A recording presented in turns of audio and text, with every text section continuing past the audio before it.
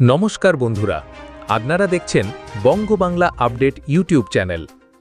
কলকাতা হাইকোর্টে টেট ভ্রং প্রশ্ন মামলার শুনানি, নতুন মোড় এবং ভবিষ্যতের ইঙ্গিত। কলকাতা হাইকোর্টে MAT 1594 নামে পরিচিত টেট ভ্রং প্রশ্ন মামলার শুনানি অনুষ্ঠিত হয়েছে, যা রাজ্যের চাকরি প্রার্থীদের মধ্যে নতুন করে আশার সঞ্চার করেছে। বিচারপতি জয়মাল্য বাগচির ডিভিশন বেঞ্চে এই মামলার শুনানি হয় এবং বেশ কিছু গুরুত্বপূর্ণ বিষয় উঠে আসে। দীর্ঘদিন ধরে ঝুলে থাকা এই মামলাটি 2014 সালের প্রাইমারি টেট পরীক্ষার সঙ্গে যুক্ত এবং এর ভবিষ্যৎ পদক্ষেপ নিয়ে সকলের মধ্যে ব্যাপক আগ্রহ রয়েছে। শুনানির মূল বিষয়গুলি।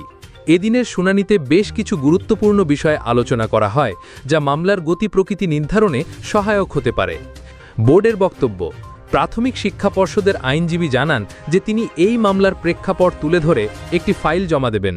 তিনি আরও বলেন যে মূল মামলায় অর্থাৎ প্রতিভা মণ্ডলের মামলায় বেশিরভাগ আবেদনকারী ইতিমধ্যে নম্বর পেয়ে চাকরি পেয়েছেন, তবে যারা পরে এই MAT 1594 মামলায় যোগ দিয়েছেন তাদের সেই সুবিধা দিতে বোর্ড রাজি নয়।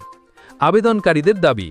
আবেদনকারীদের আইনজীবী জানান যে এটি একটি অত্যন্ত গুরুত্বপূর্ণ মামলা, যা দীর্ঘ সময় ধরে অমীমাংসিত অবস্থায় রয়েছে। 2023-এর পর এই মামলার বিস্তারিত শুনানি হচ্ছে, তাই তিনি দ্রুত শুনানির জন্য আবেদন করেন। বিচারপতির পর্যবেক্ষণ। বিচারপতি বাগচি মামলার দীর্ঘসূত্রিতা নিয়ে উদ্বেগ প্রকাশ করেন। 2023 থেকে 2025 পর্যন্ত শুনানির মধ্যেকার ব্যবধান দেখে তিনি প্রশ্ন তোলেন যে আবেদনকারীরা কেন সুবিধা পাওয়ার যোগ্য নন। নতুন আবেদন। এই মামলায় একটি নতুন ইমপ্লিডমেন্ট বা পক্ষভুক্ত হওয়ার আবেদন করা হয়েছে। বিচারপতি জানিয়েছেন যে এর গ্রহণযোগ্যতা শুনানির সময় নির্ধারণ করা হবে এবং তারপরেই মামলার মূল পর্বে এগোনো হবে। এই বিষয়ে আপনার কি মতামত? কমেন্ট করে জানান।